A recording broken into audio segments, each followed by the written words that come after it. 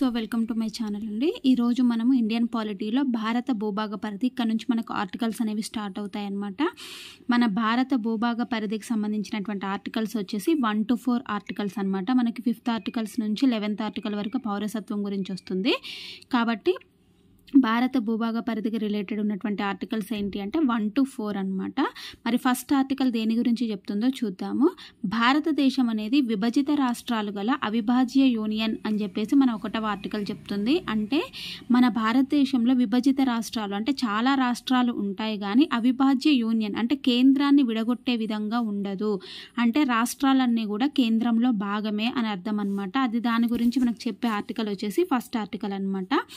భారతదేశంలో ఒక రాష్ట్రం ఎన్ని రాష్ట్రాలుగా అయినా విడిపోవచ్చు కానీ భారతదేశం నుంచి విడిపోవడానికి వీలు లేదు అని చెప్పేసి రాజ్యాంగం చెప్తుంది. అంటే మన ఇండియాలో ఇప్పుడు సపోజ్ స్టేట్స్ ఉన్నాయి కదా, ఆ ఎన్ని స్టేట్స్ అయినా ఉండొచ్చు కానీ ఆ స్టేట్స్ అన్నీ స్టేట్లో స్టేట్ అంటే ఇప్పుడు ఏపీ నుంచి తెలంగాణ సపరేట్ అయింది కదా, అలా అవ్వచ్చు కానీ కేంద్రం నుంచి మన తెలంగాణ వేరవ్వడానికి వీల్లేదన్నమాట. అట్లా భారతదేశంలో ఒక రాష్ట్రం అనేది ఎన్ని రాష్ట్రాలుగా అయినా విడిపోవచ్చు కానీ భారతదేశం నుంచి విడిపోవడానికి మాత్రం వీలు లేదు అని చెప్పి మన రాజ్యాంగం చెప్తుంది.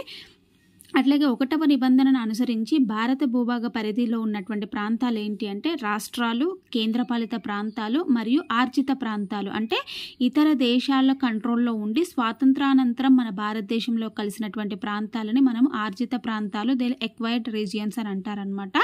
ఇవి 3 కూడా రాష్ట్రాలు, కేంద్రపాలిత ప్రాంతాలు, ఆర్జిత ప్రాంతాలు ఇవన్నీ కూడా మనకి ఫస్ట్ ఆర్టికల్లో రిలేటెడ్ ఉన్నటువంటి ప్రాంతాలు అనమాట.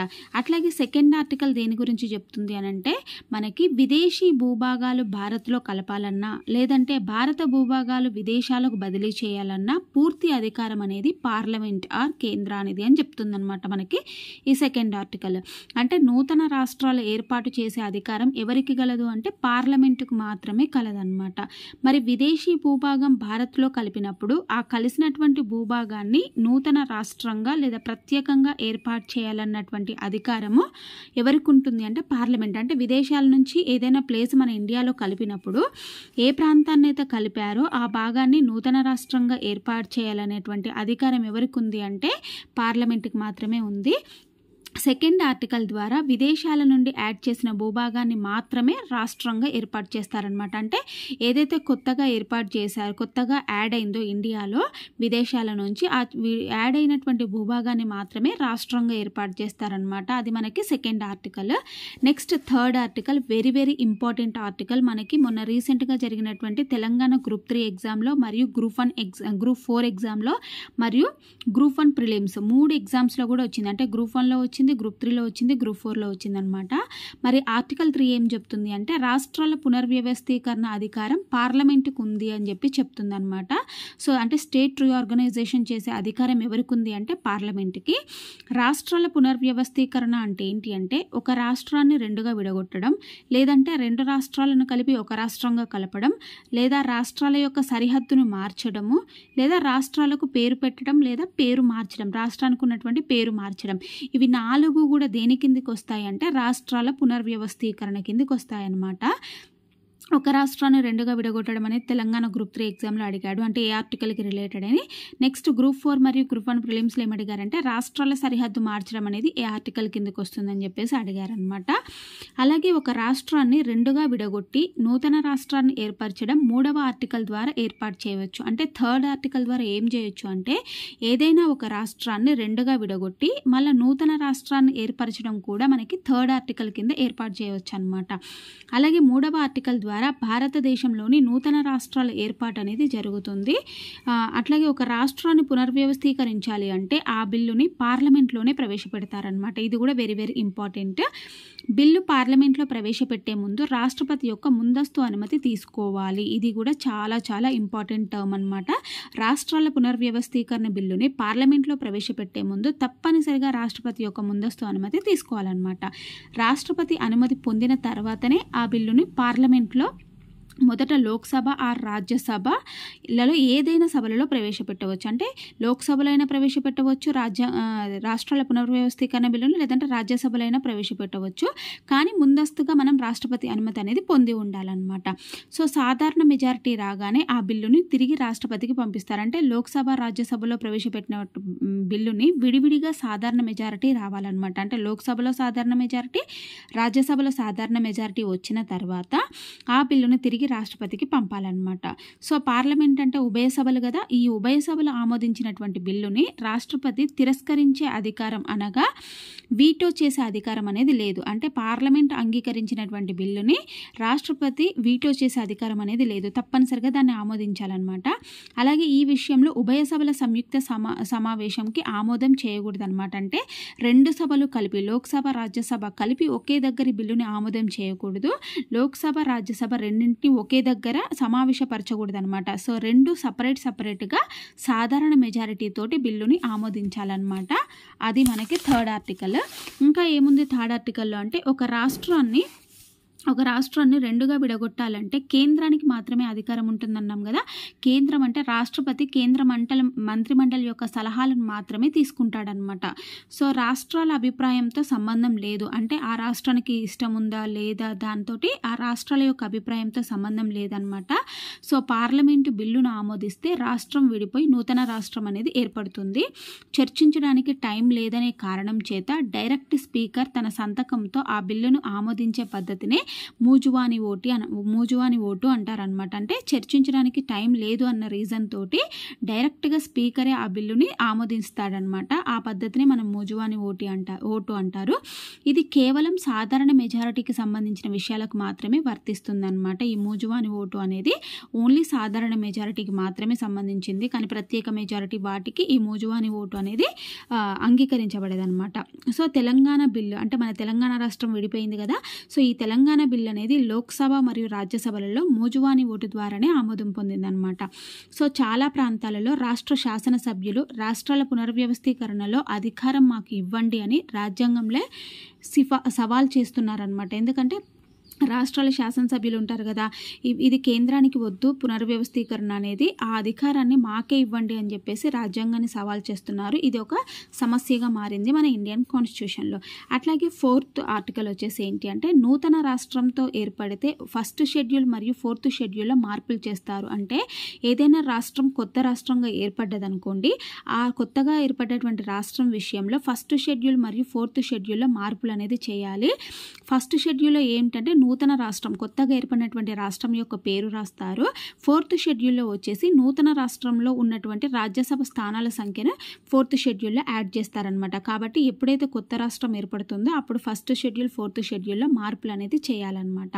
అలాగే విదేశీ భూభాగాలు భారత్లో కలిసినప్పుడు లేదా విదేశాలు భూభాగంలో భారత్ భూభాగం బదిలీ అయినప్పుడు రాజ్యాంగాన్ని సవరించాలి అని చెప్పేసి ఫోర్త్ షెడ్యూల్లో చెప్పారనమాట. సవరించి ఆ విషయం అనేది అందులో రాయాలంటే విదేశీ భూభాగాలు భారత్లో కలిసినా లేదంటే మన భారత భూభాగాలు విదేశాల్లో బదిలీ అయినా కూడా ఖచ్చితంగా మనకి రాజ్యాంగ సవరణ అనేది జరగాలన్నమాట. ఆ సవరించినటువంటి రాజ్యాంగాన్ని ఫోర్త్ షెడ్యూల్ ద్వారా చెప్పారనమాట. మనకి ఇక్కడ 9th రాజ్యాంగ సవరణ ద్వారా 1960లో బేరుబేరి అనేది బంగ్లాదేశ్లో బదిలీ చేశారనమాట. పాకిస్తాన్ నుంచి బంగ్లాదేశ్కి ఉంది కదా. 9వ రాజ్యాంగ సవరణ ద్వారా 1966లో బేరుబరి బంగ్లాదేశ్లోకి బదిలీ చేయడం జరిగింది. అట్లాగే 35th అమెండ్మెంట్ 35వ రాజ్యాంగ సవరణ ద్వారా 1974లో భారత్లో సిక్కిం అనే భూభాగం అనేది కలిసిందనమాట. ఇది మనకి ఎప్పుడు అంటే 35వ రాజ్యాంగ సవరణ ద్వారా. అలాగే సెకండ్ ఆర్టికల్ ద్వారా నూతన రాష్ట్రం ఏర్పడితే తప్పనిసరిగా రాజ్యాంగాన్ని సవరించాలన్నమాట. ఓకేనా. సో నూతన రాష్ట్రం సెకండ్ ఆర్టికల్ ద్వారా ఏంటి, విదేశీ భూభాగాలు మన దేశంలో కలిసిన, మన దేశాలు విదేశాలకు భూభాగంలో కలిసిన, అది కూడా సెకండ్ ఆర్టికల్ రిలేటెడ్ కాబట్టి రెండవ ఆర్టికల్ ద్వారా నూతన రాష్ట్రం ఏర్పడితే తప్పనిసరిగా రాజ్యాంగాన్ని సవరించాలన్నమాట. థర్డ్ ఆర్టికల్ ద్వారా నూతన రాష్ట్రం ఏర్పడితే రాజ్యాంగాన్ని సవరించాల్సిన అవసరం లేదు. ఎందుకంటే థర్డ్ ఆర్టికల్ అనేది దేశంలోనే ఇంటర్నల్గా రాష్ట్రాలు విడిపోవడం కానీ కలవడం కానీ కాబట్టి ఇంటర్నల్గా దేశంలోనే జరుగుతుంది కాబట్టి దీనికి మనం రాజ్యాంగాన్ని సవరించాల్సిన అవసరం అనేది లేదన్నమాట. సో తెలంగాణ రాష్ట్రం ఏర్పాటుకు ఎలాంటి రాజ్యాంగ సవరణ జరగలేదు. ఎందుకంటే మన తెలంగాణ రాష్ట్ర ఏర్పాటు అనేది 3వ ఆర్టికల్కి రిలేటెడ్ కాబట్టి. సో భారత రాజ్యాంగం అమల్లోకి వచ్చినప్పుడు భారతదేశంలో ఉన్నటువంటి రాష్ట్రాల సంఖ్య ఎంత అంటే 29 రాష్ట్రాలు అనమాట. 1953లో నూతన రాష్ట్రంగా ఏపీ ఏర్పడినప్పుడు 30 అయ్యాయి. మళ్ళీ తర్వాత మన తెలంగాణ 29వ రాష్ట్రంగా మళ్ళీ ఏర్పడిందనమాట. సో ఇక్కడ మనకు 1956లో ఫజల్ అలీ కమిషన్ ఆధారంగా 30 రాష్ట్రాలను 14కు తగ్గించారనమాట. ఎప్పుడు 1956లో ఉన్నటువంటి 1953లో ఉన్నటువంటి 30 రాష్ట్రాలను 14 రాష్ట్రాలుగా తగ్గించడం జరిగింది 1956లో. సో ఏంటి అంటే పార్ట్ ఏ రాష్ట్రాలు 9, పార్ట్ బి రాష్ట్రాలు 9, పార్ట్ సి 10, పార్ట్ డి 1, మొత్తం 14 అనమాట. అయితే పార్ట్ ఏ వచ్చేసి ఏంటి అంటే 9 కదా మనకి, 9, 18, 10, 28, 29 స్టేట్స్ కదా. సో 29 స్టేట్స్ ఉన్నాయి కదా ఎప్పుడు మన భారత రాజ్యాంగం అమల్లోకి వచ్చినప్పుడు అనమాట. ఈ 29 స్టేట్స్ని part A, part B, part C, part D లాగా విడగొట్టారు. పార్ట్ ఏ రాష్ట్రాల్లో ఏంటి అంటే ఏమేమి రాష్ట్రాలు ఉంటాయంటే అస్సాం, మద్రాస్, యూపీ, బీహార్, బెంగాల్, బాంబే, మధ్యప్రదేశ్, ఒరిస్సా, పంజాబ్, ఇవి 9 కూడా పార్ట్ ఏ రాష్ట్రాల కిందకి వస్తాయన్నమాట. ఈ రాష్ట్రాలకి గవర్నర్ కార్యనిర్వాహక అధిపతిగా ఉంటారనమాట.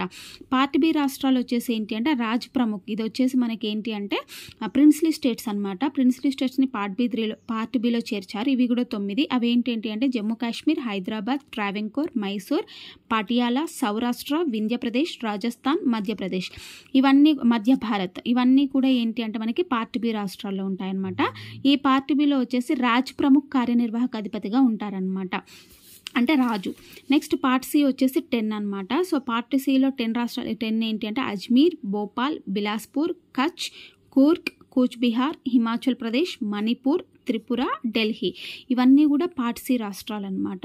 పార్ట్ డిలో ఓన్లీ అండమాన్ నికోబార్ ఒకటే ఉంటుందన్నమాట. సి మరియు డి రాష్ట్రాలకు ప్రధాన కమిషనర్ కార్యనిర్వహణ అధికారిగా ఉంటారనమాట. అంటే ఇవి లైక్ కేంద్రపాలిత ప్రాంతాల్లాగా, కాబట్టి దీనికి చీఫ్ కమిషనర్ కార్యనిర్వహణ అధికారిగా ఉంటారనమాట పార్ట్ సి మరియు పార్ట్ డి రాష్ట్రాల కోసం. అలాగే మనకి ఇంకేంటి అంటే 1953 రాయలసీమ, కోస్తాంధ్ర ప్రాంతాలను తమిళనాడు నుండి వేరు చేసి ఆంధ్ర రాష్ట్రంగా ఏర్పరిచారనమాట 1953లో.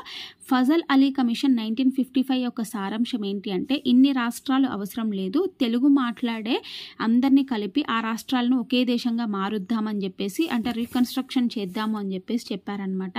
అంటే సంస్కృతి సాంప్రదాయాల ప్రకారంగా మాత్రమే రాష్ట్రాలను కలిపారనమాట ఫజల్ అలీ కమిషన్ ప్రకారం. సో తప్పనిసరిగా జోనల్ కౌన్సిల్ వ్యవస్థను ఏర్పాటు చేయాలని కూడా చెప్పింది ఈ ఫజల్ అలీ కమిషన్ అనమాట. సో మొత్తం 16 రాష్ట్రాలు 3 కేంద్రపాలిత ప్రాంతాలుగా ఏర్పాటు చేశారనమాట ఫజల్ అలీ కమిషన్ ద్వారా. ఈ ఫజల్ అలీ కమిషన్ పార్లమెంట్లో ప్రవేశపెట్టారు కానీ ఈ పార్లమెంటు 14 రాష్ట్రాలు 6 కేంద్రపాలిత ప్రాంతాలుగా మార్చారనమాట. ఫజల్ అలీ రిఫర్ చేసిందేమో 16 స్టేట్స్ 3 మనకి కేంద్రపాలిత ప్రాంతాలు. కానీ ఫజల్ అలీ కమిషన్ పార్లమెంట్లో ప్రవేశపెట్టినా కూడా పార్లమెంటు మాత్రం 14 రాష్ట్రాలు 6 కేంద్రపాలిత ప్రాంతాలుగా మార్చడం జరిగింది 7వ రాజ్యాంగ సవరణ ద్వారా 1956లో అనమాట.